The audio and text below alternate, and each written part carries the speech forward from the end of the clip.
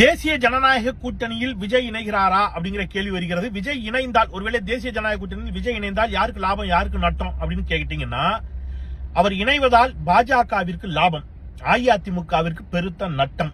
எப்படி அப்படின்னு கேட்டீங்கன்னா, தேசிய ஜனநாயக கூட்டணியில் விஜயை இணைப்பதற்கு பாஜக பிரம்ம பிரயத்தனம் செய்கிறது. காரணம் பாஜகவினுடைய கணக்கு. என்ன கணக்கு நான் சொல்றேன். இப்ப தேசிய ஜனநாயக கூட்டணியில தாவேகா விஜய் இணைகிறாருன்னு வச்சுக்கோங்க, அஇஅதிமுக போட்டியிடும் தொகுதிகளுடைய எண்ணிக்கை குறையும்.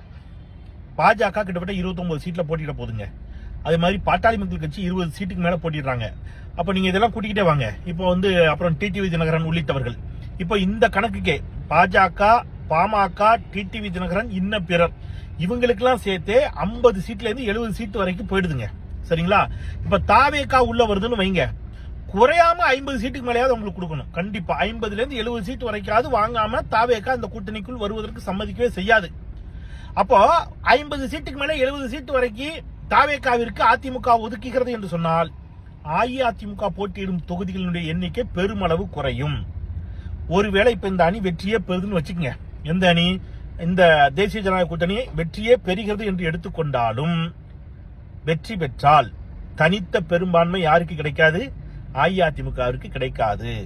அப்ப தனித்த பெரும்பான்மை இல்லை என்று சொன்னாலே கூட்டணி ஆட்சியை நோக்கி அது நகரும். பாஜகவின் திட்டம் இதுதான். அப்ப கூட்டணி ஆட்சி அப்படின்னு பாஜக சொல்றாங்களே, அதை நோக்கி நகர்த்திடுவாங்க. கூட்டணி ஆட்சி என்று சொன்னாலே பாஜகவின் ஆட்சி தான் அது. பாஜகவின் கரம் இறுகும், வலுப்படும். பாஜக மெல்ல மெல்ல அதிமுகவை கபலீகரம் செய்து கரைத்து தின்று அடுத்த முறை தமிழ்நாட்டில் அவங்க தலைமையில கூட்டணிங்கிற அளவுக்கு அதை நகர்த்தி விடும்.